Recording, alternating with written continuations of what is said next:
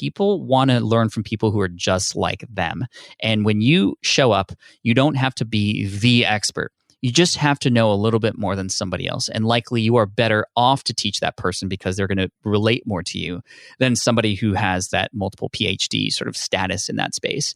So hopefully that gives you some inspiration. If you've been waiting to start because you don't think you're good enough, you absolutely are.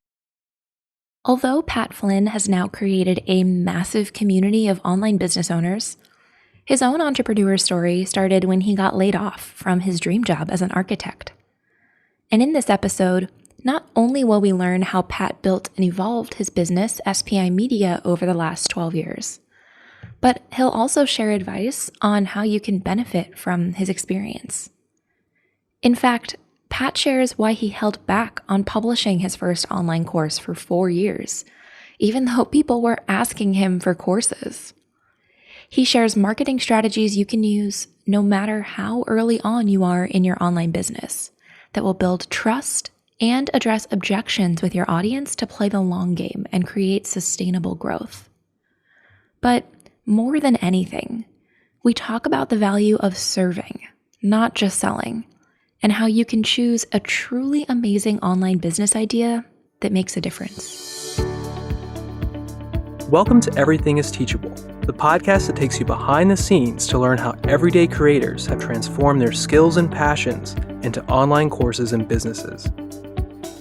To introduce this week's episode, here's your host, Melissa Guller. Hey everyone, I'm Melissa from Team Teachable, and today I'm excited to be here with Pat Flynn from SPI Media. Pat is a father, husband, and entrepreneur who lives and works in San Diego, California. He owns several successful online businesses and is a professional blogger, keynote speaker, Wall Street Journal best-selling author, and host of the Smart Passive Income and Ask Pat podcasts, which have earned a combined total of over 60 million downloads, multiple awards, and features in publications such as the New York Times and Forbes. He is also an advisor to ConvertKit, Lead Pages, and other companies in the digital marketing arena. Well, Pat, welcome to the podcast. Thanks for having me here. I'm so excited to learn more about you because, like many of our listeners, I wonder if people are a little bit familiar with your story, but I'm hoping we can all still learn something new today. So maybe for listeners who don't know as much about you, can you share a little bit more about your founding story and how Smart Passive Income came to be? Sure. And my founding story really starts after I lost my dream job. I thought I was going to be an architect for the rest of my life. After graduating from architecture school, I got this really amazing job in the Bay Area, then moved to Southern California to continue that work. And it was everything that I could ever dreamed of.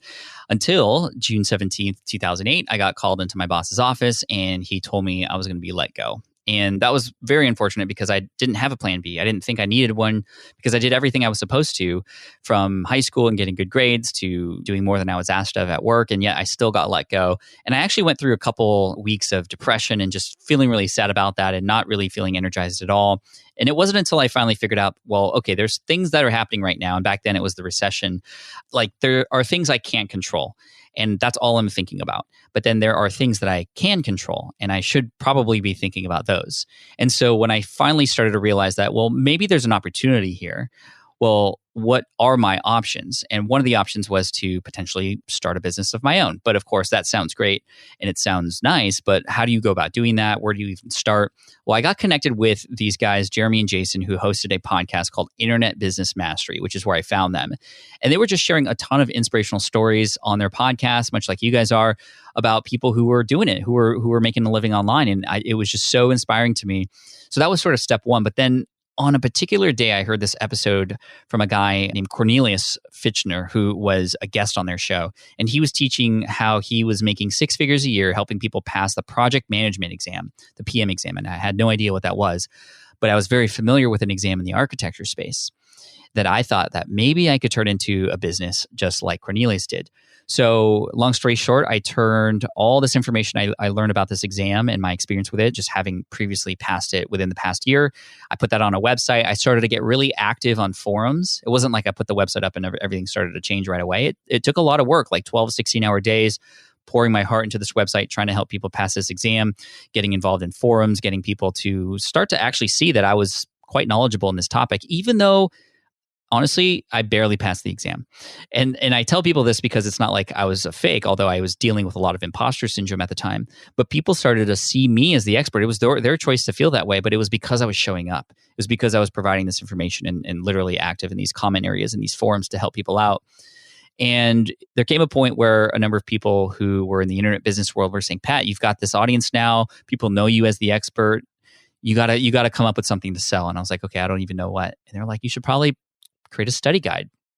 And I was really worried about that because a lot of people also had their own study guides about this exam. And I was like, I don't even think I'm qualified to do this. But number one, what have I got to lose? And number two, I knew I could help people. And so within a month and a half, I created this PDF guide to help people pass this exam. I sold it on the website.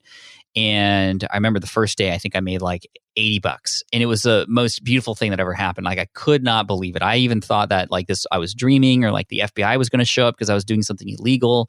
It just didn't feel right to me because I was so used to working so hard, working X hours and getting paid X hours. Now, mind you, I put hundreds of hours into this and made only $80.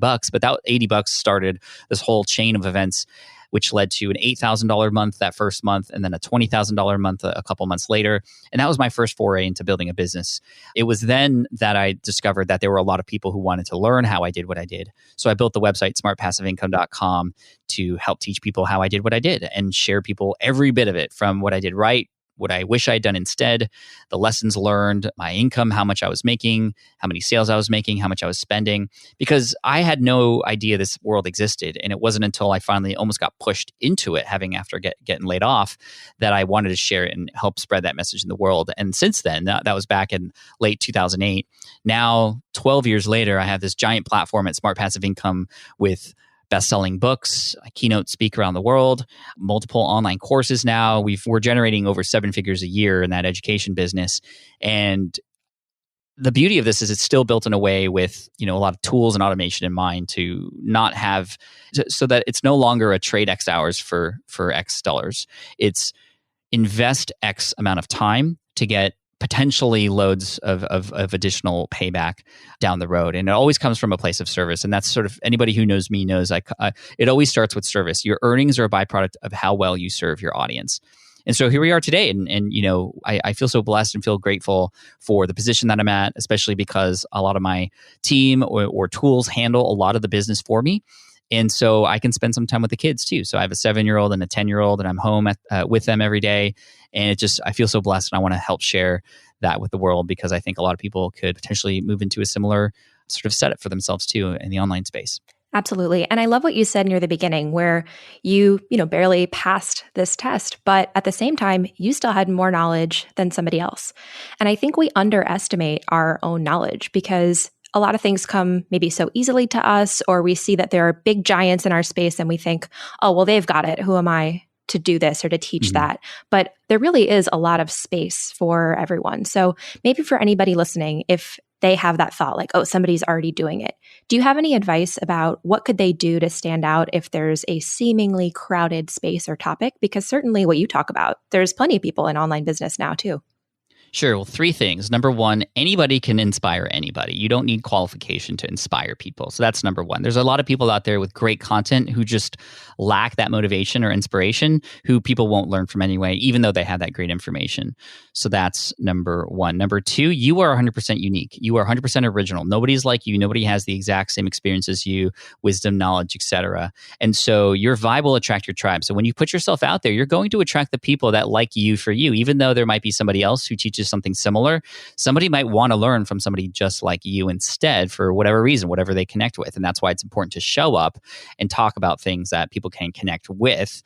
And the more that you dive into exactly what their problems or their objections are, their pains, their needs, their wants, the more likely they are to come to you for help. And I talk a lot about that in my book, Superfans, which is all about cultivating an amazing and loyal tribe. And then thirdly, and here's the big thing, people want to learn from people who are just a few steps ahead of them, because it's more obtainable. Those people are more relatable. And to give you a clear example, I have a podcast, a Smart Passive Income podcast. We just passed like 60 million downloads, which is just bonkers. Insane. It is crazy. And I teach a lot of people how to podcast. That's what a lot of my online courses are about. But I have interviewed people like Gary Vaynerchuk, Tim Ferriss, Donald Miller, like really big sort of A-listers in the niche that I'm in the space that I'm in. Yet my most popular interviews are with people that nobody's ever heard of before. For example, episode 122 with Shane and Jocelyn Sams. Likely, if you're listening to this, you have no idea who those people are. And nobody does until you hear the episode and you're like, oh my gosh, these teachers from Kentucky who heard the Smart Passive Income podcast one day, literally mid mowing their lawn, stopped what they were doing to start building their online business and are now making 7 figures. And they're just 2 humble teachers from Kentucky who now teach other things. And like their first businesses were teaching high school football coaches defensive plays. And Jocelyn was teaching librarians how to manage their library better in schools. And like they built a successful business doing that. That episode has more downloads than the episodes of Gary Vaynerchuk and Tim Ferriss combined. Wow. And that just shows you that people want to learn from people who are just like them. And when you show up, you don't have to be the expert. You just have to know a little bit more than somebody else. And likely you are better off to teach that person because they're going to relate more to you than somebody who has that multiple PhD sort of status in that space. So hopefully that gives you some inspiration. If you've been waiting to start because you don't think you're good enough, you absolutely are. And if you just happen to have just learned something, like how much better of a teacher are you than somebody who had learned that thing, 40 years ago? You're probably more relevant than that person who's more of an expert in the sort of educational sense of things and qualifications, credentials. Those things don't matter. As long as you, number one, come from a place of service, and number two, you can provide value and help people through those steps, well, you've got it. So well said. And I'll make sure we include a link to episode 122 in the show notes for this podcast so people can listen to those stories. And what I loved is that those topics, the library organization, that's not something I would have even thought to make an online course about. But I think it really does show that there is something for everyone and somebody is craving the knowledge that you have. And in particular, when we're talking about your business, you had your Smart Passive Income podcast. And I know in your early days, you were sharing affiliate products and you had some other strategies going on. So for our audience of aspiring online course creators, what was the tipping point for you when you thought, I think it's time for me to make an online course of my own? Yeah, it's interesting because I had been asked by my audience to create online courses for so long, literally for 4 or 5 years before I finally created one. And I always held back. And there were a number of reasons why I held back from creating a course. Number one, I was making great money through affiliate marketing, like you had just said, meaning I was recommending other products, other companies, other people's stuff in exchange for a commission and was making, over 6 figures a month doing so. So I always felt like, well, if I added online courses on top of that, I'm worried that my audience is going to feel like I'm just kind of trying to squeeze every dollar out of them. And I don't want them to feel like that. The other thing that was holding me back was, well, there are other people out there who are creating those courses already about the things that I would probably want to create a course about. So let me just be an affiliate for them instead. It's much easier because I can just send people off to them. But the problem with that is, well, when you are an affiliate for somebody, well, yeah, you might be the expert curator in a sense. And that's the big sort of task as an affiliate marketer is you need to be the expert curator. Well, I'm sending people off to somebody else and then I might never see them again. They're not in my brand anymore. And I have to hopefully rely on that other company to take care of them. And there's also a lot of responsibility that comes with affiliate marketing. Should you recommend something and they don't have a good experience, sure, they might be upset at that product or that company, but who are they going to be more upset at? Well, probably you for recommending something that didn't work out. So you lose a lot of control in a customer's experience by giving that customer away to somebody else. So it wasn't until a good friend of mine, Derek Halpern from socialtriggers.com, a very loud New Yorker who just tells it like it is all the time, he told it to me. He said, Pat, you are doing your audience a disservice right now. And I said, what are you talking about? Please tell me what you mean. And he said, well, you can see it. People want an online course from you. They want to learn podcasting from you. They want to learn how to start a business from you being the key word. They don't want to learn it from anybody else. And people don't have the opportunity to do that if you just sit here and keep wondering if people are going to get it or wondering if it's good enough or sending people off elsewhere. And I knew he was right, but it took somebody else on the outside to tell me like it is and show me, because it's very hard to read the label when you are inside the bottle. And I had him on the outside telling me what the label was saying. So eventually I got comfortable with the idea of creating a course, but it was still a little bit of a struggle because, okay, well, what do I create a course about? There's so many options. So I actually did a little micro experiment. My first online course was actually a free course because I wanted to learn about different platforms and what would work best. And obviously I landed on Teachable, the best by far. And Ankur and I got to build a great relationship together. And just the whole team at Teachable just seems to actually care about not just my success as a creator, but the success of my students as well, which was really important to me. But after I wrote a book called Will It Fly, I created a companion course to go along with that. This was a free course that would help drive emails into my list from the book. I was looking for a creative way to build my list from a book, and this worked really, really well. In fact, now 5 years later, I looked at the data. That lead magnet, which is essentially just a teachable course that I created, a companion course where every lesson is essentially the same as every chapter, just to be supplemental. It doesn't stand on its own, but it's just supplemental. That converts 53% of my book readers into my email list, which is unheard of. Amazon, unfortunately, doesn't give us access to the list of readers that we have. So you have to work a little bit harder as an author to collect those email addresses. So essentially, 1 out of every 2 people who read my book, I have their email address. And that's so huge because now I know exactly where they're at. And with my book, Will It Fly? Those are for people who want to start a business from scratch, how to make sure they don't waste their time and money. So that gave me the familiarity, which is a word I can't say, of what's it like to create an online course. And it was so easy, drag and drop easy, literally. So that's what inspired me to then create the sort of follow-up course, the paid premium course to Will It Fly, which is called Smart from Scratch. And in fact, it was a lot of my readers from Will It Fly who got all the information, was like, okay, show me how to do this, like walk me through it step by step, which is, of course, the perfect thing that a course can do. So I built Smart from Scratch. We sold it initially as a beta program for $147, and we had over 100 students go in, like in our first go, and it was just mind blowing. And who did I sell to? The people who read Will It Fly, who got all that content, and I had their email address. So it was very simple for me to go, okay, you have your free Teachable course now. Well, with just a couple clicks, really, you already have your username and login in here. Why don't you come and join Smart from Scratch if you really want the dirty details on how to get started? For me to hold you accountable, I offer office hours on top of that too. So that was my first foray into courses, and honestly, I've been a little obsessed with it ever since. And I think I have like 6 courses now, and many more planned. We've made about $3 million in earnings just from online courses alone, and it's now become a major sort of percentage of our overall business model.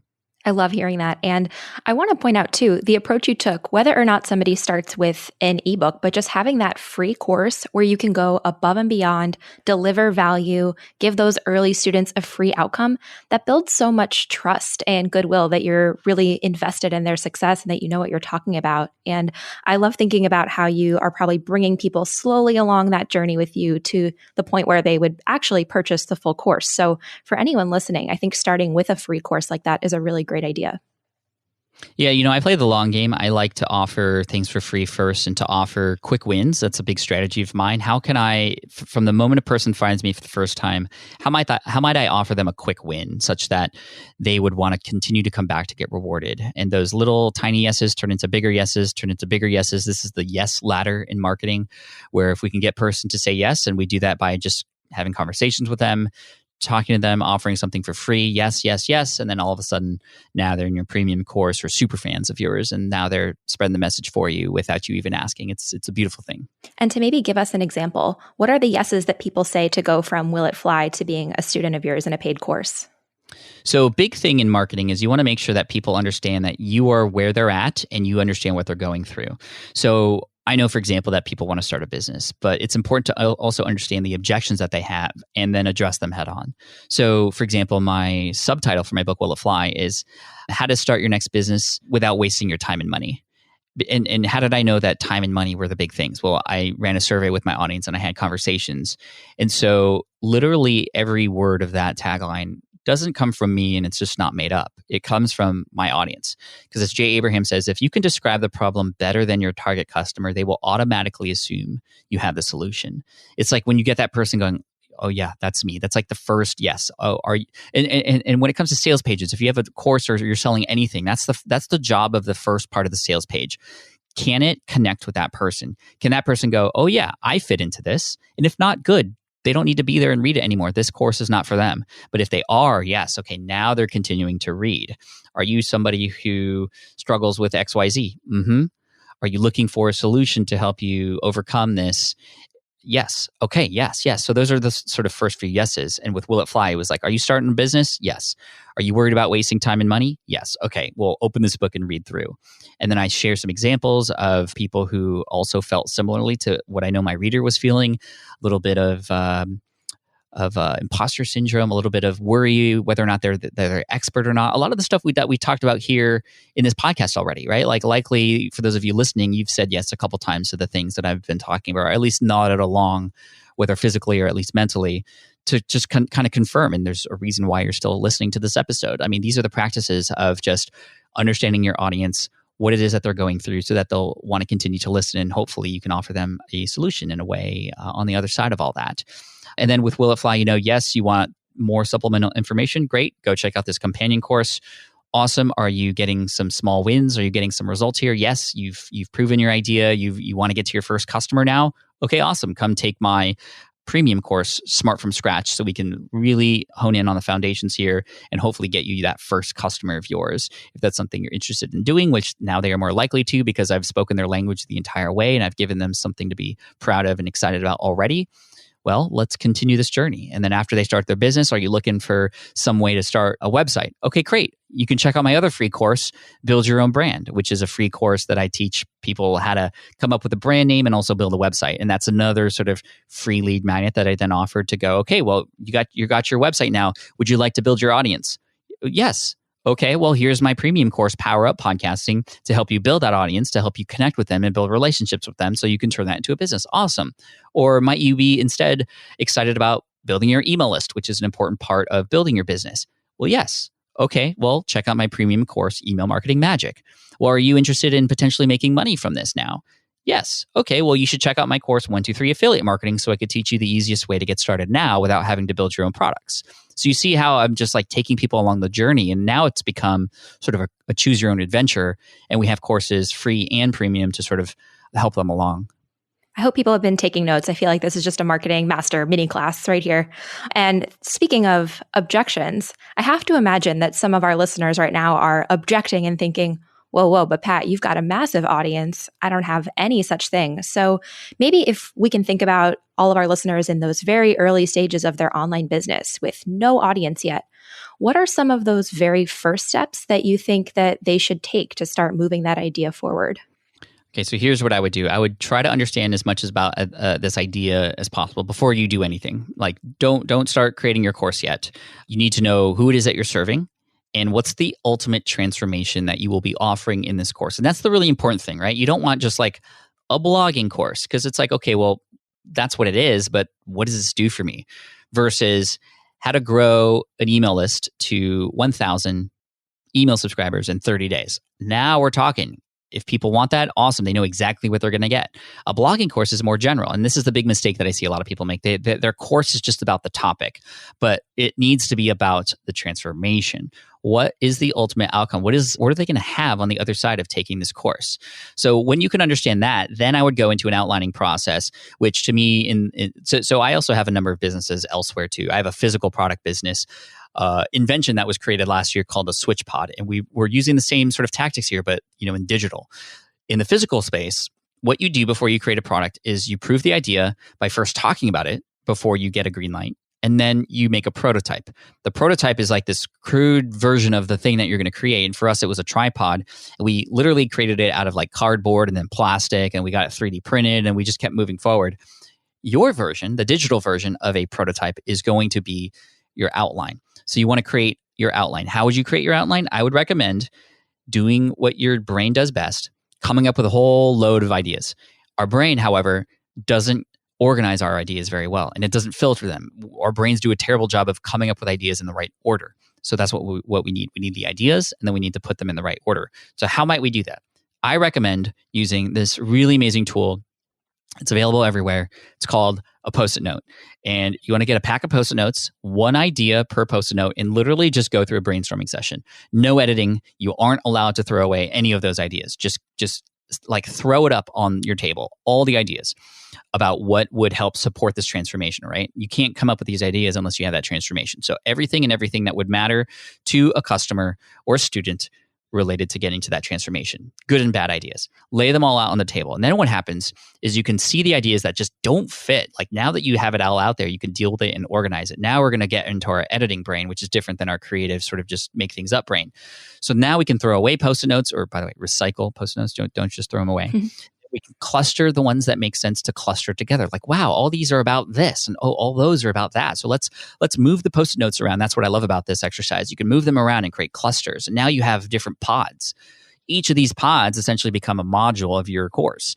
Now, within each of those pods or each of those modules, take those Post-it notes and start to see if you can put them in an order of operations for what people should get into first related to that. And there might be some gaps where you can put more Post-it notes in. Some might be irrelevant now. You can take them away. And ultimately, what ends up happening is now, just through this brainstorming exercise, you have your course outline right in front of you. So now you create the modules and lessons in your course, and now it becomes very easy to produce. But we're not producing yet, but we will eventually. But when you do eventually get to the point at which you would produce, here's how you do it. You take a Post-it note for that lesson, you put it in front of your computer, and you just make that lesson. Now it's so much easier to focus because you're focusing on one Post-it note at a time. So this is my secret. This is how we've been able to produce several courses. I can create a course in about 2 weeks now, including filming it, because we use this strategy, and it works really, really well. That's such a helpful framework, I think. The Post-it notes. It's so simple. Like, I love that you're not saying, let's do this complicated thing. You're saying, take something that you already have in your desk and just get a pencil and get to work. Yes, absolutely. And if you don't have Post-it notes, you can use anything, obviously. But I love the Post-it notes for the ability to move it around and then like take it and then just focus on that one Post-it note when creating. Now, like I said, you don't want to create right away. We need to take this prototype of ours, this outline. That becomes the thing we use to share to people to go, is this something that would be helpful to you? So you number one, need to find people who have that pain or problem. And there's many different places. You might have connections with people in real life. You might have connections online in groups or in forums, or maybe you've built an audience already, or you can get in front of an audience that has that. And essentially what you want people to do is to raise their hand if they have that problem. Before you even mention the prototype, before you even mention this course, you just want to know who has that issue. So let's say, for example, I'm talking about podcasting and I'm in a forum. I might just go, hey, who here is considered starting a podcast, and why might you want to start one? And I could just start to collect a whole bunch of answers from people, and then I would reach out to them in a direct message. And that's where I would engage in conversation. Again, not to sell them anything. The moment you start saying that you're selling something is the moment that they think that you're in this for anything else other than serving them. So what you can do is, in a conversation like that, even with one person, you can just get to the point where you can go, okay, might you be interested in seeing this thing I'm trying to come up with? I know that you're interested in starting a podcast. I'm not selling this to you, but this is what I came up with. And I just wanted to get your gut reaction to see if this was something that would actually help you, or something that you just wouldn't even want to participate in. And that way you can get just one person to say yes. And that's the whole point here. A lot of us think that when we create something, we need like 100 people or 1,000 people, or we want to make $1 million on our first launch. No. The whole point here, just to fast forward a bit, is we want to get to the point where we can get one student, one result. And I would even help them through that process in a very manual way at first. Let's not worry about getting loads of customers. Let's worry about getting one student, one result. Can my outline and methodology here help one person? Let me do it for somebody for free, just to see if this works, to see if even, number one, I want to do this. Number two, is it possible for me to do this, and to get all the kinks out? Number three, to get a person a result so I can get a testimonial and have a real life case study. A real life case study now that gives me, and this is the biggest thing that getting one student, one result offers you, is it gives you the confidence that what it is that you're creating works. And I'll tell you, this is the big mistake that a lot of, especially online course creators, have. You create the course and you're not sure if it's actually helpful. And that's crazy. I think that you can create the course and maybe do a beta launch, or even offer it, or do the manual work to help somebody get that result, so that you have not just that case study and testimonial, but you have the confidence now that what it is that you're selling actually works. Because when you are confident that what it is that's in your course is actually going to help people, it changes everything. Because on the flip side, if you aren't confident and you send messages, like if you're not confident in your course, why would a person who you're selling to be confident in what it is you're selling either? They're not going to be. People can read through that. But the moment you unlock that confidence, because you've given one person one result, it literally changes everything. Your tone, how well you sell this. And I know another thing that a lot of you might be thinking as well, like I have a hard time selling things. I don't want to be a sellout. I don't want to, ask for money. But here's the big truth. You can sell and serve at the same time. And in many cases, you have to sell to serve. You have to have people invest in themselves to have skin in the game to then do the work. And I promise you, if you get one person, one result, it literally changes everything. Hopefully, that's a sort of a finish line for you in the first leg of this race, is to just get to that one result. I think that's so refreshing to hear that maybe our listeners can only focus on that one person, because I think the alternative can tend to sound very overwhelming. Like, oh, do I need to be on every social media? Should I start a TikTok? Noticed you're on TikTok, so clearly you're in on the game. I don't have enough dance moves yet. I'm going to work on it, but I have no idea what to do there. But I don't think anyone does, though. We're all just pretending.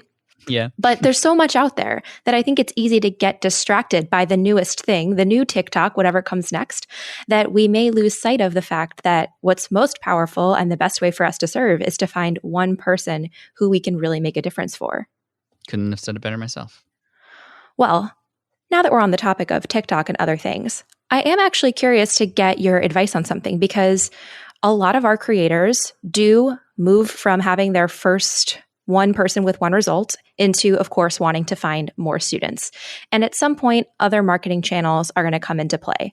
And I know that as your business has evolved, podcasting, another podcast, Ask Pat 2.0, you've got YouTube, you've got TikTok, you've got it all going on. And so people who are maybe considering, what's right for me, do you have any advice about which channels to choose or how they are different from each other? I'm going to give you the right answer, and then I'm going to give you my answer. Not that my answer is wrong, but just I do have a preference for where one might go to build an audience faster and have a deeper relationship. And likely you can all guess what that is, but stick around to see if you can actually guess it right. Stay tuned. But the right answer here is to pick one platform, just one, and own it. And everything goes there.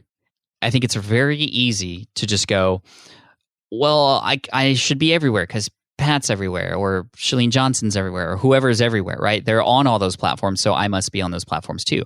The truth is, just to give you a little bit of a history lesson here, I started my blog in 2008, Smart Passive Income.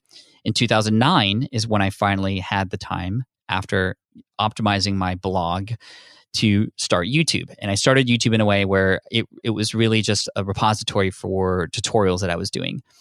Then fast forward a year and about a quarter later, I started my podcast. And then fast forward a couple years after that, I finally started speaking on stages. A couple years after that, that's when I started writing books. And a couple years after that, that's when I started to create online courses. So mind you, I've been doing this for 12 years, and nothing was done concurrently with something else. It was always one platform at a time, one content platform at a time, one social media platform at a time. And the reason that's so key is because let's say you were trying to do 2 at a time, or 4 at a time, or 10 at a time, like we often see. Well, your energy is going to be divided potentially equally across all those different platforms, or even not equally, in which case that some of those are not going to go well.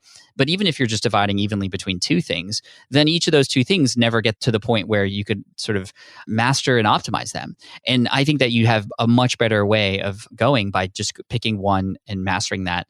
And truth is, many people do this when I tell them to do it, and they do it, and they just stay with that because that's their home. Their home is Instagram. Their home is podcasting. Their home is whichever one, Facebook, and they just lean into that, and all things become that. And instead of just kind of going into each of them in a mediocre way, you master it and you learn everything you can about it so that you can show up in front of more people on that platform. Yes, hypothetically, you would be quote unquote leaving people behind who are only on Instagram or who only watch YouTube videos. But the truth is, you're only going to show up halfway for them if you divide half your energy across all these different platforms, or 2 platforms, because 100%. But the point being, you need to pick one. And which one do you pick? Well, you pick the one that, number one, your audience exists there. So there are likely people who are showing up on those platforms already, who are cultivating these audience, who are building these sort of groups or has a following already. And that's not a bad thing. Yes, they got in before you did, but this is an advantage for you to come in now, because you can come in with a bird's eye perspective to see, well, what's missing? What are they doing wrong? What do people like? How can I make mine better? How could I potentially collaborate with them? Because when you get in front of an audience that already exists, I mean, you're getting endorsed by a person who people trust already. It just completely catapults where you're at that point. And so, like I said, going with one at a time makes the most sense, in my opinion. And I would combine, well, where your people are at versus which one gets you excited. Are you a writer? If you are a writer, then let's not force it. Let's not force YouTube because you're not a YouTube video person. If you are just a wacky goofball and you know that you could show up on video and it's not a struggle for you, then be a wacky goofball on YouTube and people would love that. Or if you'd much rather have conversations with people like how we are right now, then start a podcast. Or as far as social media channels, well, pick the one that you don't mind opening up every day and being involved in conversations there. And I think that's the key. And so for me, my answer would be, if you had to choose one of them, for me, it's choose one content platform, choose one social platform. That's like, again, I just try to make things simple at the start. One customer, one result, one social media platform, one course to start with, one content platform. I like this. I feel like we're like mixing up a recipe of like a 1 + 1 + 1 equals massive success without feeling super overwhelmed. Exactly. So quarter cup of, anyway. Oh no, I liked where that was going. Quarter cup of Instagram plus half a cup of podcast minus blogging. And, yeah, that's good. And then 1/4 cup of just email list, right? Mm-hmm. So that's I like that. So anyway, build your email list no matter where you're at. That's sort of like the pan that holds it all. You can't not have the pan. You're exactly right. But I would start a podcast. And the reason why I would start a podcast is twofold. Number one, there's just way less podcasts than anything else out there right now. There are less than, at the time of this recording, 1 million podcasts out there. Consider that versus 500 million active blogs and millions more starting every single day, right? Maybe not millions, but a lot. And then YouTube channels. There are like 30 million active YouTube channels that are publishing, 5 days of content every hour. Like it's just insane versus a podcast, which is still on the up and up. We're still in the early days of podcasting. What I also love about podcasting is, unlike blogging and unlike YouTube, people are listening for much longer. The retention rate is insane. So a person might read a blog for 5-10 minutes max, and they're not even reading every word. They're skipping around. A YouTube video, and I know this because I've been diving into YouTube to go live a lot lately. If you can get a person to watch for more than 5 minutes in a regular video, that's really good. 5 minutes is good. But when it comes to podcasting, there are people listening to 30 minutes. I mean, we're 36 minutes into this right now, and you're still here listening. That's a lot of people's time and attention. And it's because of the passive nature of how we consume podcasts. We're on the walks, we're on the runs, the gym, on travel, or in the car, commuting, or what have you. This is the only content platform where you can get in front of people for that long. So you can't help but build a strong relationship. And so I would say that if you want to have sort of a customer journey, I think it starts with the podcast that they find you on and social media, sort of those two things working together, to then get onto your email list, to then have a conversation or build a relationship with you in a way that you're learning about what their exact challenges are and struggles. And then you offer a service either in the interim for free or some lead magnet, or you just pop them into a course that is relevant to them in their situation. Makes so much sense. And before we do move forward, I have to ask a podcasting question because I've got like the king of the podcast here with me. So I know things have evolved a lot rather since you started in, I think, 2009, and things are continuing to shift, seems pretty quickly. So what are some of the trends that you're noticing for this year in 2020 and kind of thinking forward about podcasting? So one trend I'm noticing is there's a lot of celebrities starting podcasts now. And this is a great thing because a lot of people still don't listen to podcasts. I mean, it's over 50% of the population now. If you were to ask me 3 years ago, it would be just 10% of the population. It's growing really fast. But what I love about celebrities like Conan O'Brien, Dax Shepard, and like everybody's starting a podcast, people on average listen and subscribe to 7 shows. Many people are subscribed to way more. So you're not competing. You're essentially complementing a person's playlist by showing up in the podcasting sphere. But these celebrities, what they do is they have just such big followings and they have big platforms and they have a lot of money to spend. They talk about their podcast. They say, get on a podcast, get on Apple, find my show. And when people discover podcasts for the first time, thanks to these celebrities, our shows benefit as a result too, because people then discover this platform and go, oh, well, I'm also interested in creating online courses. So let me find the Teachable podcast. Oh, I'm into blogging and entrepreneurship. Oh, wow, this Pat Flynn guy seems interesting. He's got a lot of, he's ranking high, or, a lot of people are saying good things in the reviews. So let me check him out. I remember when Serial came out, I think 2014 or 2015. This was like the first sort of mainstream podcast ever. And it was about this true crime thing and just this potentially wrong sentence. And it was really interesting. And they even parodied it on SNL and it went bonkers. My numbers in my show went up as a result of that podcast getting popularized. So we're starting to see just growth naturally just because more people are coming into podcasting. So that's one trend. The other trend I'm noticing is there's a lot of people trying to discover how to also use YouTube and video alongside their podcast. So it was funny because back when I started podcasting, there was literally a thing called video podcasting, which was just a different section of iTunes. You could choose audio podcasts or you could choose video podcasts. And I remember I experimented because I have this fairly large audience now. I was like, hey guys, I'm starting a video podcast on iTunes. Here's when it comes out. Everybody go watch the first episode. I just want to see what happens. We had the #1 video podcast in the world for 2 weeks. And it didn't even get 5% of the downloads that the audio show did.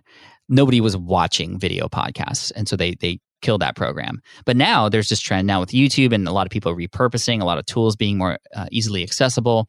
People are trying to discover how they can film themselves while recording their podcast or turn their audio and turn it into something that could be put onto YouTube as well. Joe Rogan has popularized this as well with his show. Now he has celebrities on, so it's a little easier. People will watch every minute of his show just because of who he is and who he has on the show.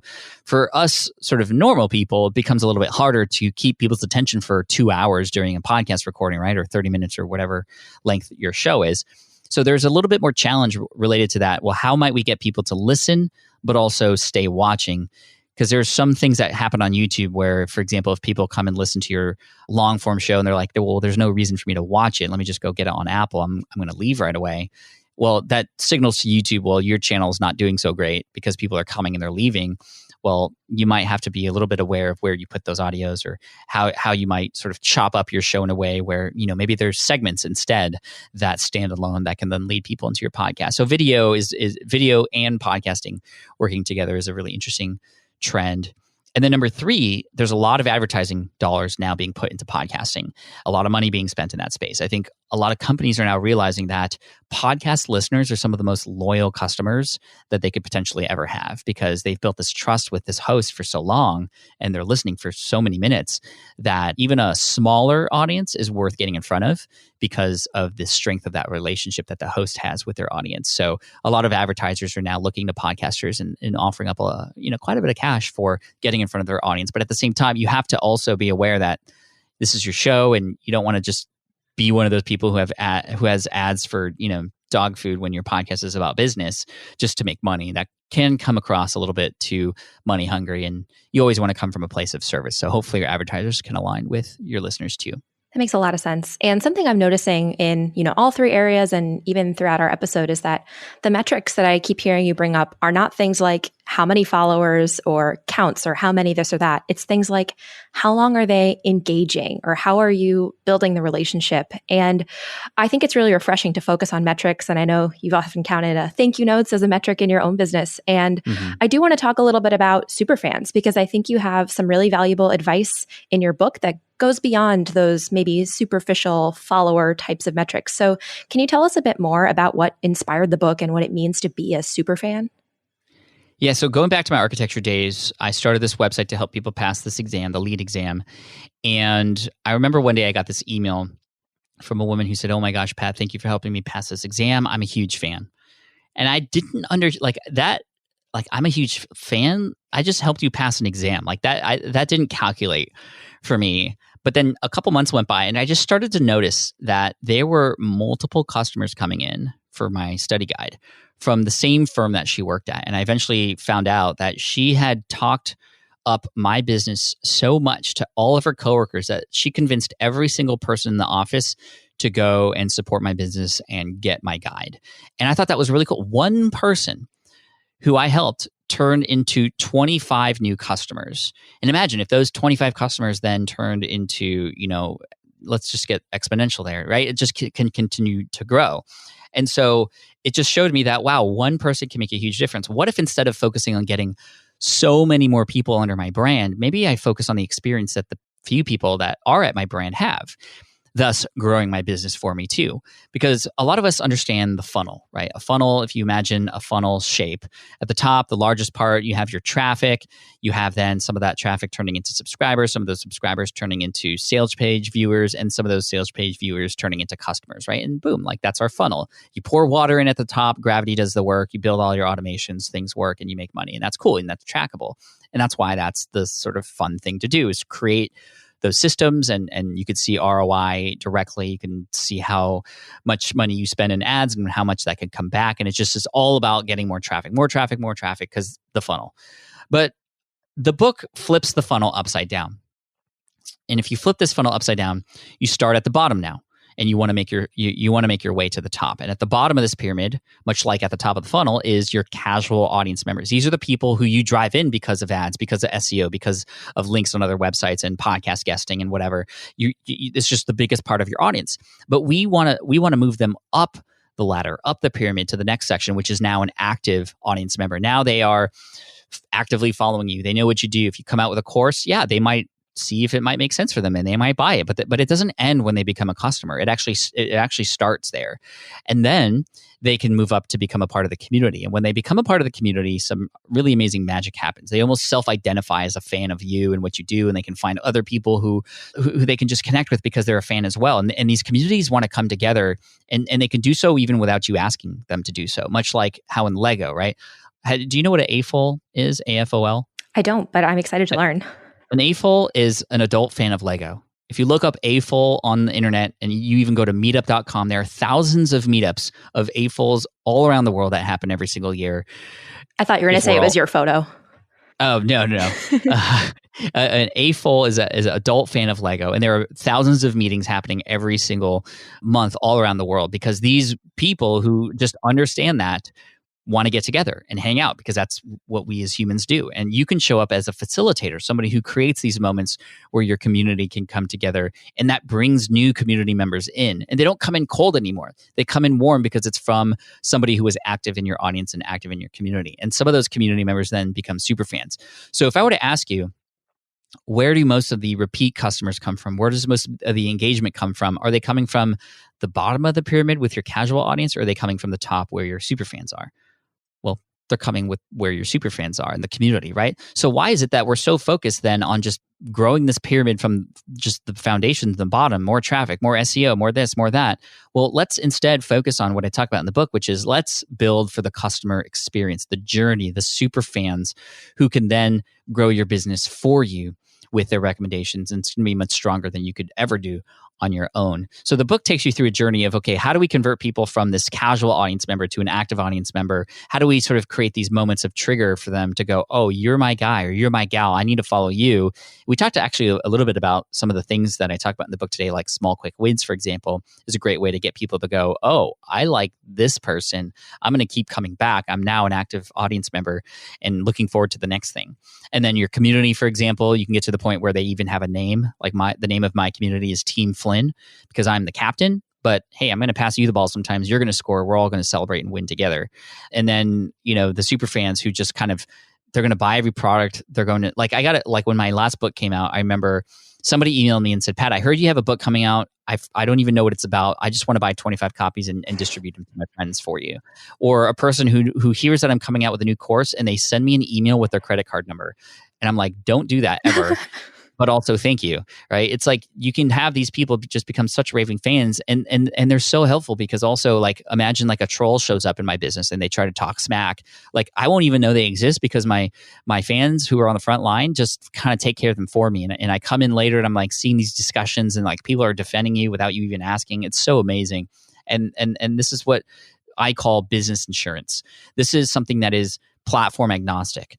Even if your social media accounts were to go away, even if your website were to get hacked and you were never able to get it back, your super fans are going to create one for you, right? Or they're going to show up wherever you show up next. And that's why it's so important. That's business insurance because we have no idea what's going to happen in technology. We've seen social media platforms block the audience that has said they want to hear from us before.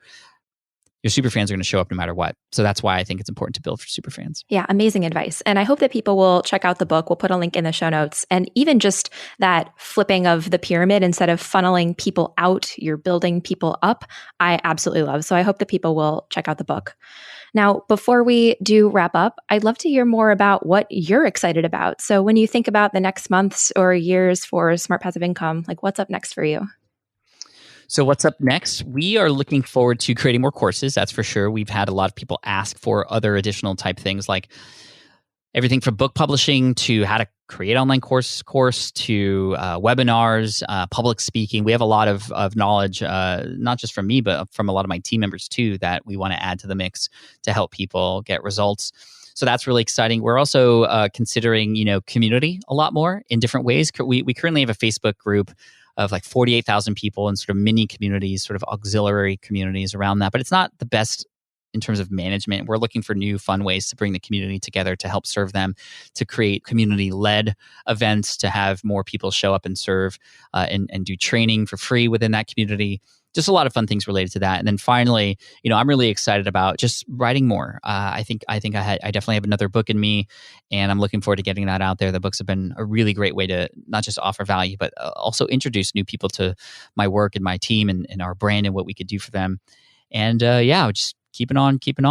Well, I can't wait to see what comes next. And I have to wrap by asking maybe a bit of a hardball question, but since you're in this space, I imagine you're getting interviewed all the time, way more than most of us. Are there questions that you wish that more interviewers would ask you? I do them so much that I think every question in the book has been asked, but I think that, I would prefer that podcasts tell me how I can specifically help individuals in their audience. And I think that speaks to two things. Number one, maybe a podcaster who interviews me might have a specific name in mind and a real life person with real life struggles that I can just answer directly. Because when it's in context like that with a real person, it becomes more memorable. It becomes more special, not just for that person, but to the listener on the other end who they kind of see a version of themselves in that. And so just having people who do interviews step up to go, okay, well, I want to tell you a little bit about, Angela. She lives here. This is what her struggles are. This is what she's trying to do. What advice would you give Angela during this time? And it just is literally the same kinds of questions I get that I got asked, but with context. And I think when it comes to context and story, which is what a podcast is really meant for, those two things combined, you can teach in a much better way when it has context in their story that people can relate to. So that's just a little bit of just sort of general, it's not really a rant, but just like what I wish I would see more of. No, I love it. That's great advice. I think me as a podcaster, I'm taking notes, but even anybody listening who has their own business or is trying to imagine who they're serving, if they don't already have that kind of a person in mind, then I think that's a great exercise for them. And I'm sure this episode has given our online course creators so much to think about. Thank you so much for joining. Where can people connect with you or learn more? You can learn more at smartpassiveincome.com. We have our entire library of courses, paid and free there. And then also I do a lot of personal blogging now at patflynn.com and also on my YouTube channel, youtube.com/patflynn, across multiple channels. Again, remember, not started all at the same time, at Pat Flynn on most of those places. So smartpassiveincome.com and at Pat Flynn and patflynn.com. Perfect. And before we wrap, do you have any final words of wisdom or inspiration for our listeners? Yeah, I mean, I don't know when you're listening to this, but right now, at the moment we're recording this, we're in some pretty tough times in the world right now due to stuff that's happening and going around. And I'm not going to mention anything specific, but there's going to be times always where things seem tough, things seem sort of down in the dumps. And I think that if you ever come across a moment like that, a great question to ask yourself is, okay, well, there are things I can't control here, but what does this now make possible? And I think in a moment like this, what we're experiencing right now, there's a lot of new opportunities that are in front of people's eyes. And now that we all have a lot of time, I think people are holding on to those opportunities and actually using this opportunity to grow and learn and optimize and to create. And this takes me back to when I got laid off in 2008, right? I was struggling, and it wasn't until I finally turned it into an opportunity that things started to finally happen. So even in the toughest times, what does this now make possible? Go from there. So well said. Well, Pat, thank you again so much for joining. It's been an absolute pleasure having you here. And I hope you don't mind. I'm going to steal your tagline and say, Team Flynn for the win. Team Flynn for the win. Thank you. Thank you all so much for joining us this week. You can learn more about Pat, Smart Passive Income, and Teachable in the show notes at teachable.com/EIT20. That's EIT20. Before you go, make sure you subscribe to our podcast so you can receive new episodes right when they're released. You can either subscribe right in your favorite podcast app, or you can sign up for email alerts at teachable.com/podcast. And if you're enjoying the show, I hope you'll let us know. We love reading your reviews in Apple Podcasts, and if you have a minute to spare, we'd love to read yours too. On behalf of Team Teachable, we hope you enjoyed this episode about serving, overselling, and creating superfans with Pat Flynn. We'll see you in the next episode of Everything is Teachable. This podcast is produced by Teachable, where our mission is to empower creators to transform their knowledge into income. To date, we've helped over 80,000 online business owners build and sell their online courses. And together, they've earned over $500 million and reached over 20 million students. To learn more or to start creating your own online courses for free, visit teachable.com.